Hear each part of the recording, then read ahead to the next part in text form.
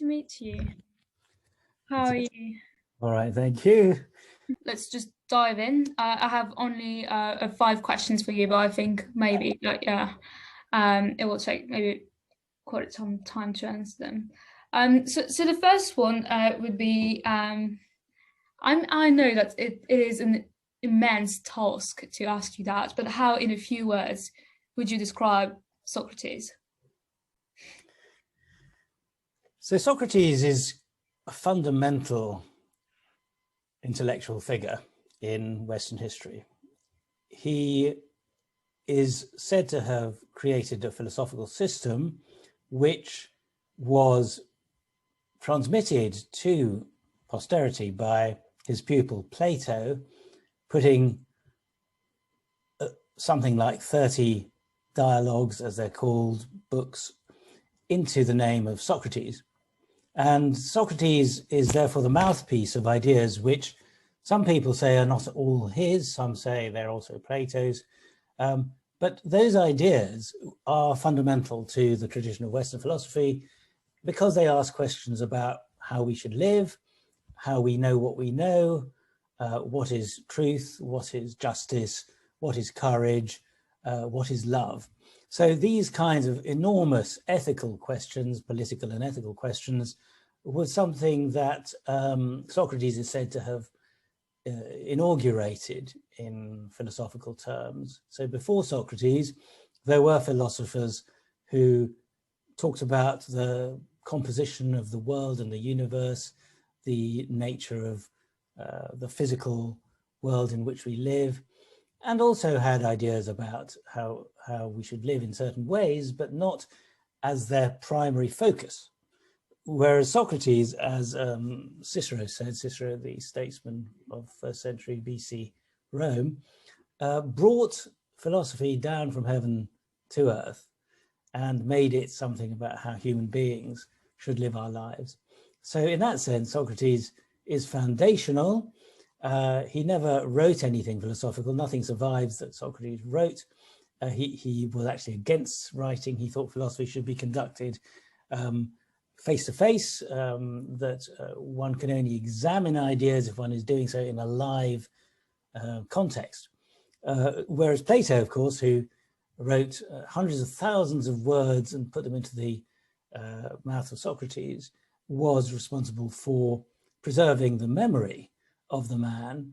And as one 19th century character called A.N. Whitehead wrote, the safest characterization of Western philosophy is that it is a series of footnotes to Plato. Right, and so what I found really interesting in your essay is that you challenged somehow the image of Socrates that is conveyed in classical sources, such as you said, Plato, for example. So how did you come to the conclusion that these sources did not reflect the true personality of the philosopher or the historical figure, rather? I don't think that we can talk about the true figure of Socrates because we get different pictures of him from the two main sources, which are the authors Plato, the philosopher, and Xenophon, who was less of a philosopher, more of a man of action. He was a general, but also a pupil of Socrates. But from these two, of which we have quite a lengthy amount of writing about Socrates, we get different pictures of the man, not wildly different, but we can't necessarily say Socrates was the figure presented to us by Plato rather than the figure presented to us by Xenophon. And also there's another contemporary source, someone who would have known and seen Socrates, and that is the playwright Aristophanes. And we get a very different picture from one of his comic plays of the character of Socrates.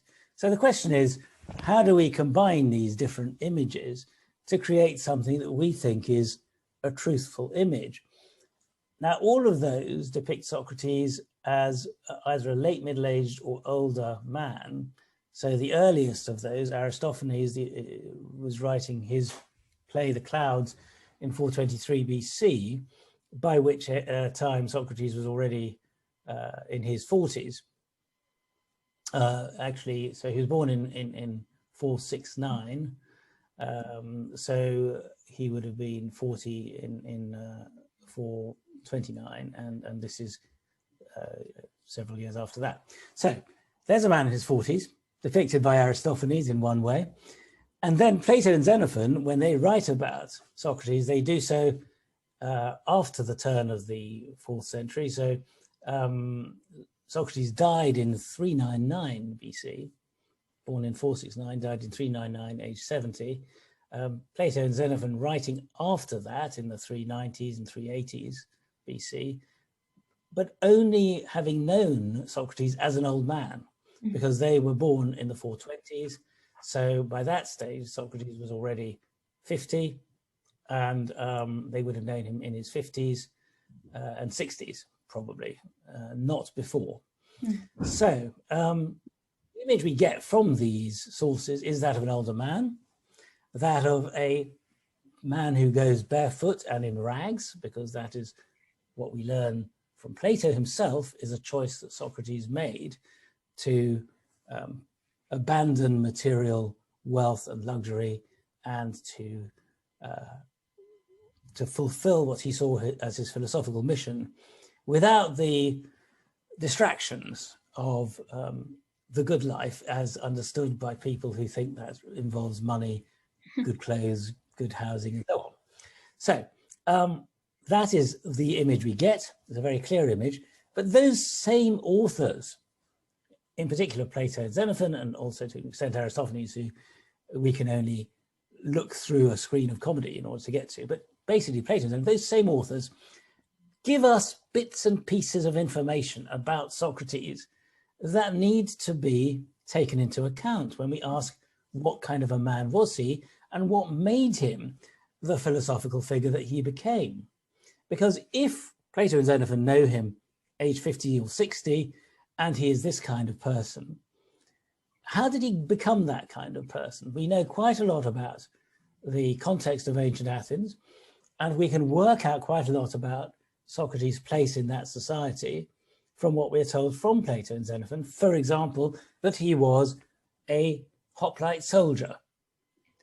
And if we are told that, as we clearly are by both those authors, then we can also recognize that in order to be a hoplite soldier, you have to have a certain level of wealth, which people have said, well, how could he have had any wealth at all because he walked around barefoot and in rags? But no, he had to have that in order to be a soldier. And the other thing we must recognize is that he fought, according to Plato's Symposium, in campaigns as late as his late 40s. So he was fighting throughout his life in campaigns for Athens.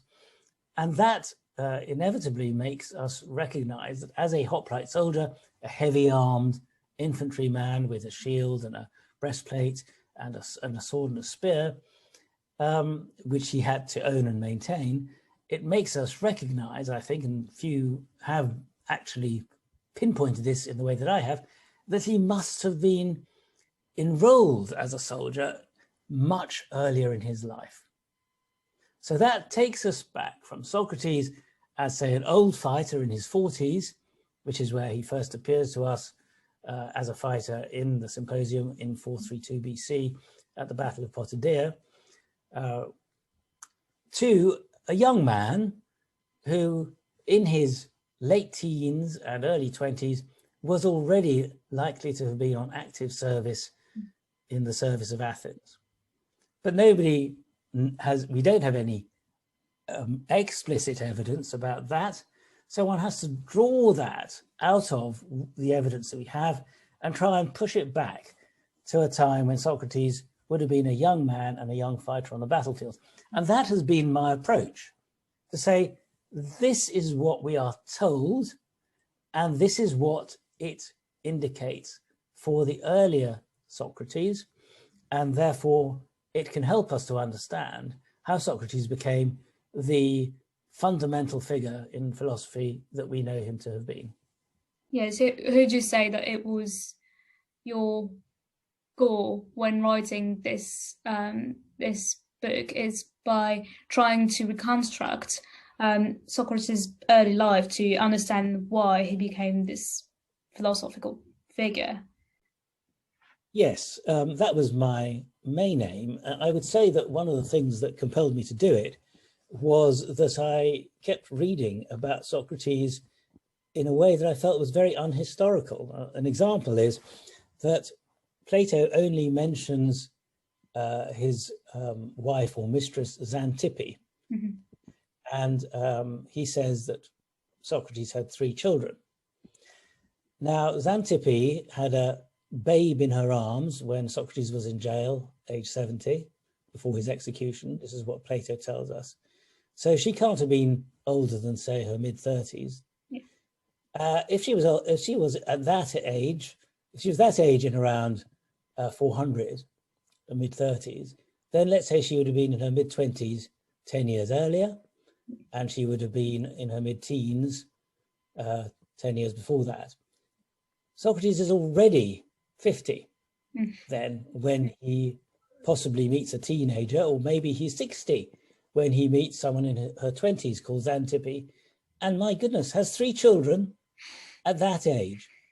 It just seemed to say Socrates and his wife Xanthippe had 3 children avoids this extraordinary fact that if that were true, he would have been a 60-plus-year-old man with a 20-something-year-old wife, and he would have had 3 children very late in life. And Aristotle expressly contradicts it. Nobody seems to take any notice of Aristotle in this respect, but I did. Aristotle, who was Plato's pupil, who would have known of Socrates through Plato, but also through other sources, tells us that Socrates had a wife called Myrto, from whom he had his first 2 children. And he also tells us who Myrto was. We know her ancestry, her background.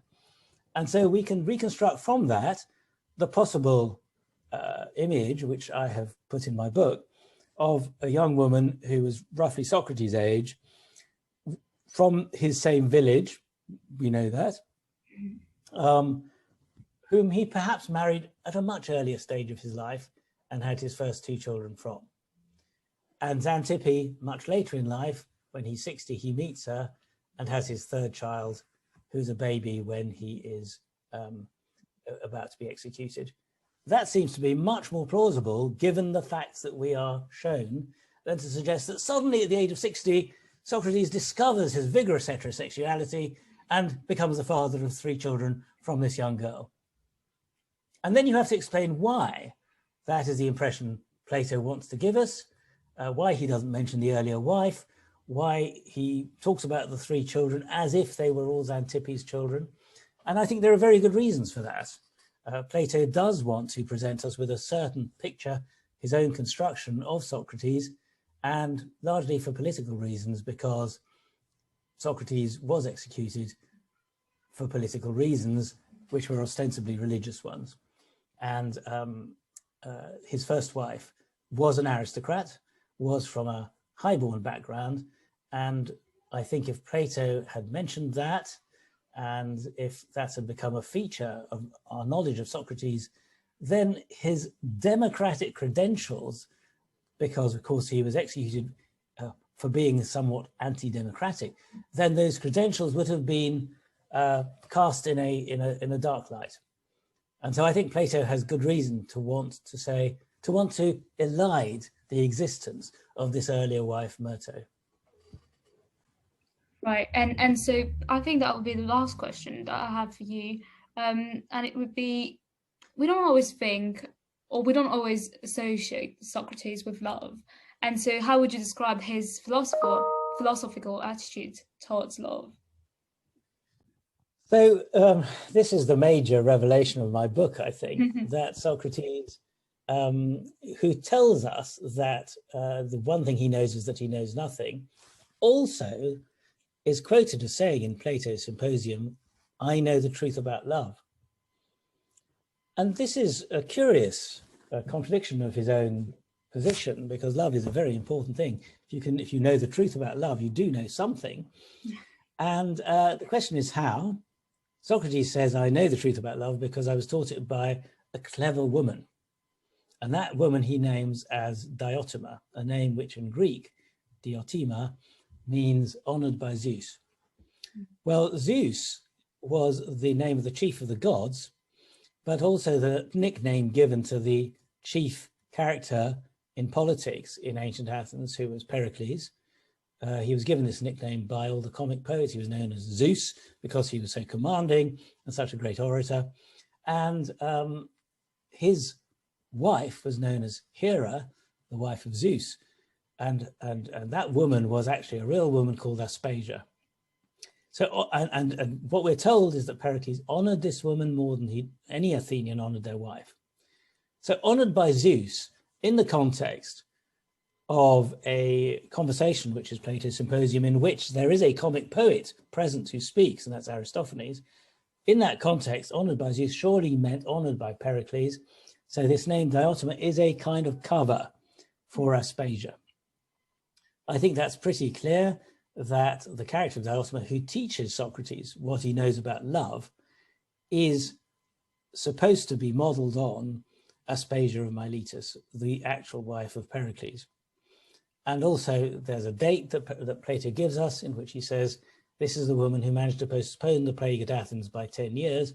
Well, if it's Diotima, of whom we know nothing, she's a fiction, then how can she have done such a thing? Mm-hmm.